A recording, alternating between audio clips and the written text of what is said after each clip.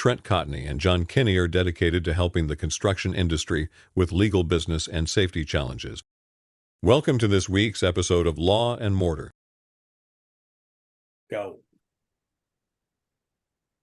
Hey, this is Trent Cotney. I'd like to welcome everybody to another episode of Law and Mortar. As always, I've got John Kenney with me. John, how are you doing? I'm doing great. Good to see you again. Yeah, absolutely. And, it was interesting. You've got some great stats. I want to lead off with that. We're going to focus on safety for the rest of the episode, but you've got some forecasting stats that I think are pretty important to share. So why don't you take it away? Yeah, I just got these hot off the press. Came in from the normal surveys that they do out there in the construction world. But these are finishing where they think 23 is going to finish overall, which by now we're coming into September. I think is pretty accurate. More importantly, where they think things are going to go into 24. So kind of give an overall total construction in 23 was up 2% over 22. And in 22 was up 19% over the year before. So even though it's only 2% growth this year, that's still a lot of overall. Good news is overall growth in 24 is projected to be another 6% higher than where it finishes this year. So where does that kind of round out, right? So I'll give you some specifics in a minute, but kind of break it down by zone, right? Residential destruction for everybody out there working on the residential dropped 5% overall in 23 is the projection. But next year in 24, they expect it to be a hot market. They expect the Feds to start lowering interest rates before mid-year with inflation slowing down. They're looking at 11% growth in residential starts. So this is all new construction starts in what's going on. That's important. And in the commercial world, unfortunately, commercial overall was down 5% in 23 prior to 22, but 22 was a banner year. It's expected to decline again in spending about 6% in 24. So residential's hot, commercial, maybe down in certain areas, maybe dead. And then the institutional, again, that's the next hot market. And instead, I'll break that down a little bit, but that's going to be 6% growth this year over 23% prior, and expected to be 6% running into 24. So that's going to be a hot market. And then non-building, which is, your road construction, your utilities and all that. This year was a blowout at 18%. Next year is expected to be a continuing 10% growth. So overall, commercial a little off in that, and I'll give you a little roundup at the end. But let's talk about the healthcare and institutional. That is the strongest growth in institutional. That is, spending went up almost $7 billion this year in new starts, and it's supposed to increase by another $6 or $7 billion total in 24, which makes up for the second largest sector in institutional. And then your educational sector is also hot, right? That's your schools and all the colleges and building. Continuing, went from $74 billion in 22 to $84 billion in 23, projected to almost $90 billion again in 24. So you can see if you're in these sectors where they go. Now here's where some of the weakness come. Office building construction down this year. It's actually dropped $3 billion in new office starts in 23. It's expected to increase a little bit, but pretty much dead flat in 24. So office, which we know with a lot of empty space out there, not expected to grow much. Warehouse. So we all know, especially in the roofing section, there has been a lot of warehouse construction out there. Big box. It's hit its peak in 22, $60 billion worth of new starts. This year in 23 is down 11%, $53 billion. But here's the big one, and I've been kind of reading about this, that the heyday of the big boxes and the warehouses are coming to an end.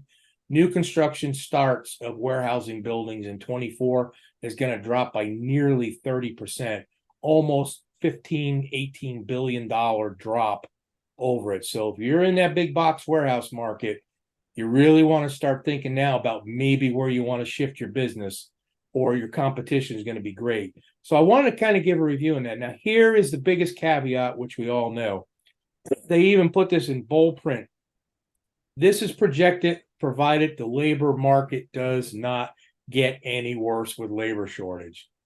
I don't know how much I want to put faith in the labor market not actually getting better rather than getting worse. So I think a little bit of caution there. What that means in my viewpoint, is what we've been talking about for a long time, is there is more backlog of work that's going to come out availability than probably most contractors in the US have the labor force to get them competed, which I think is going to continue to open that door for the technology field that we've been talking about, Trent, robotics and all the other AIs that are going to start coming into construction. Something has to fill that, because it's not going to continue to allow to staggered growth. So I wanted to throw those out there. So those are some numbers to kind of get you prepared to what we think in the market's going to be next year.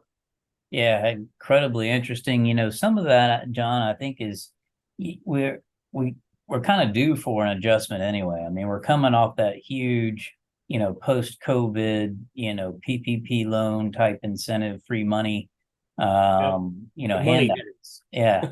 And I think it created a lot of demand. So an adjustment isn't out of sorts. It'll be interesting to see what the trends are past that, right? If it continues to go down, then I think we've got some issues. But overall, yes, I'm seeing a little bit of softening in commercial. Residential seems to still be, tracking pretty well.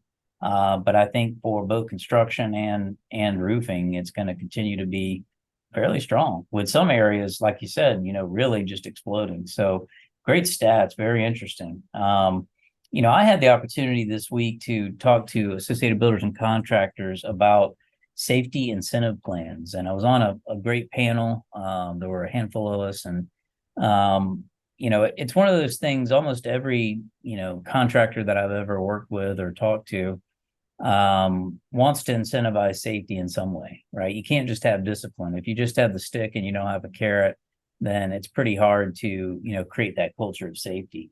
So I was kind of tasked with having to really speak about what the legal issues are related to safety incentive plans.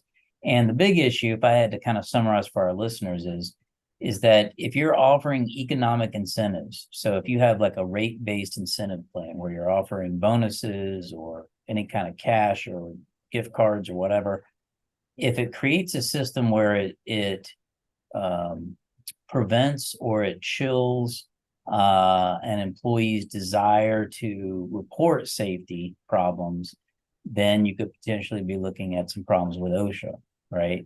So I'll give you a great example. If you're going to get, $150 bonus at the end of the month if you've got no accidents, that creates a big incentive to not report accidents, right? So what does OSHA say with regard to how to deal with that? Well, there's a great 2018 letter out there that they put out that says, look, you can do this kind of plans, but you really got to cut against it. You got to incentivize people to report, right? So yeah, you can provide cash bonuses for having safety, but you also got to incentivize them for reporting. You got to train them. You got to continue to train them on the fact that it's important to report, and you got to have checks and balances. You got to constantly be looking at these plans and making sure that the employees feel like they can report, they do report, and it's not just about, gimme. So very interesting. We had a 2-hour conversation on that topic. Very interesting. A lot of great questions, and I'm curious to kind of see what you see on your end, John. I got a question on what you just went over. What if you get the bonuses in there and all that? What if your people who report it were actually, honestly, they're almost considered seriously safety heroes. You're going to know when the report comes in if it's a legitimate issue. And let's face it, all companies out there really do want their own employees to self-police to get these issues done. There's nothing better than building that safety culture to have people not afraid to speak up. What if could you have some sort of a reward based upon that person that's not afraid to speak up? Yeah, we talked about it, and a lot of the people that attended, a lot of the contractors that attended, everybody has a different program, right? I mean, you can reward reporting. You can obviously you want to kind of couple that with a whistleblower policy. You want to make sure that the statements are true and factual, and this isn't, something that's made up. But one of the owners put it best, and he said, I would much rather pay my employees money out of pocket, and he was talking, 40, 50,000 a year, than pay increased insurance premiums, and or OSHA or OSHA fines. He says it's worth it to me to really incentivize them to do it. And they said this is one of the best things. One of the studies that came out said that merchandise is actually preferred over money. So if you've got like, some Milwaukee tools, or you've got some real high-end safety gear, or, construction, PPE, whatever it might be, that is almost desired more and is cherished more than money, because it's something that, they get to show off and say, hey, I've got this. So those gifts, from the surveys that I saw, were the ones that employees favored most. So pretty interesting. Yeah, and I think from what I've been seeing, I do agree with you there that most companies that are super successful with the safety policy is based more upon a non-cash reward. Like there may be, like going back to that reporting issue, I know some companies are very successful when they reward for reporting, but at the same time, it's required you have your solution, or who did you go to report it. In other words, it's not one of those you could just throw it out there and say, oh, this crew worked unsafe for an entire day, and and that what did you do? So kind of tie it to that. And then you're correct about the safety culture. So what I'm seeing out there, the most successful companies, is you got to have it so your employees are not afraid to speak up. They absolutely have to feel totally secure that you are right from the top down safety culture. And then what happens is, that was a great comment you brought up about the owner saying about he'd rather give it to his employees than anybody else. Even if you're rewarding more, then maybe you're going to get a discount on your insurance premiums. Don't discount what you could be paying to OSHA, because that could be hundreds and hundreds of thousands of dollars. But the important thing is, as you get more better with safety and working under safe, effective conditions, your productivity and your efficiency goes way up, and your quality. So what happens then? Then you get the benefit of having that crew working safer, more effective, more efficient, and the quality levels higher. Yeah, absolutely. And don't forget retraining. You've got to retrain in the event that you find a safety problem.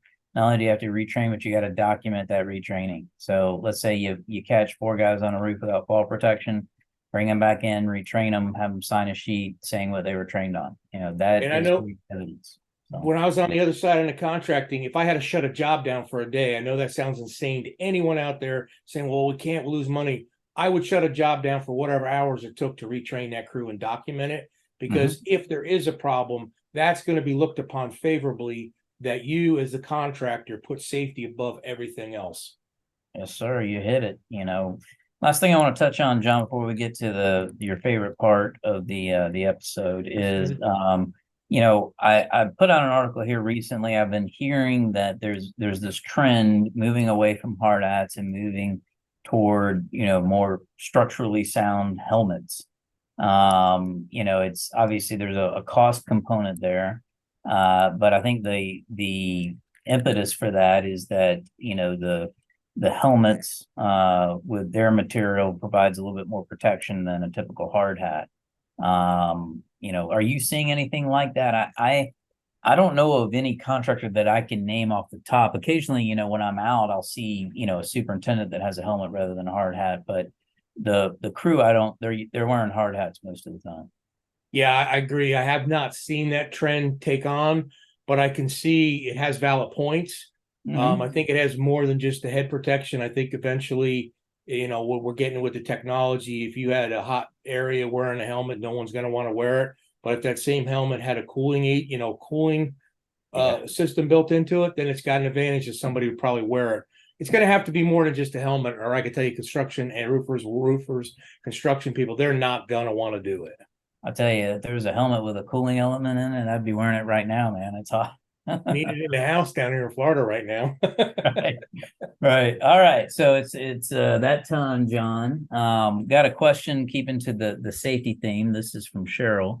Cheryl's question is, what toolbox talks do you recommend? It looks like Cheryl works for a roofing company. On my end, the big ones are fall protection, obviously, anything that's related to that, how to tie up a ladder, proper PPE, hydration breaks. To me, those are the big ones. You cycle through, there's a ton of different ones that you can do, everything from silica to, you name it, but John, what do you think on your end? What are some off the top of Yeah, your I head? mean, you got to your ladder safety, your PPE, your fall protection. Those are some you got to revolve over constantly. But don't overlook the job specific ones. If you're on a job, that has something on it that's different than most of your jobs, you really want to touch on that during that job, right? If it's a modified job that you're torching, you want to make sure you're doing torch safety. I mean, torch safety doesn't make as much sense for a toolbox talk if you're not using a torch on that entire job. Use something, you got to do the big ones, like you just said, that's mandatory. You got to do them over and over and over. Don't forget your hand tools, your electrical tools, electrical safety, a high wire, and even as crazy as it is, you want to trips and falls and hazards should be done on a constant basis. So Yep. that would be my recommendation. Don't waste your time doing something that doesn't pertain at all to the job you're on. Skylights. I've unfortunately, I've defended a handful of contractors this year with fatalities or injuries related to falls through skylights. So, Yep. Make sure that you go over the safety protocols for that, how to, flag and board them off. But yeah, all those are great, and keep it fresh. Go through the ones that you have to, but just keep cycling through them. And it didn't matter whether you do it once a week or every other week or every month or whatever it is. Some but habits, it becomes drilled into your crews, and then they know what to do. Yep, exactly. So, John, come to the end of another episode. As always, enjoyed talking to you today. I encourage everybody to tune in next week for another episode of Law and Mortar. If you want to get a hold of me, you can reach me. I'm Trent Cotney at trent.cotney@arlaw.com. John, how can I get you? Jay Kenney at CotneyConsulting.com. Great. Thank you, guys. We'll see you soon. Take care now.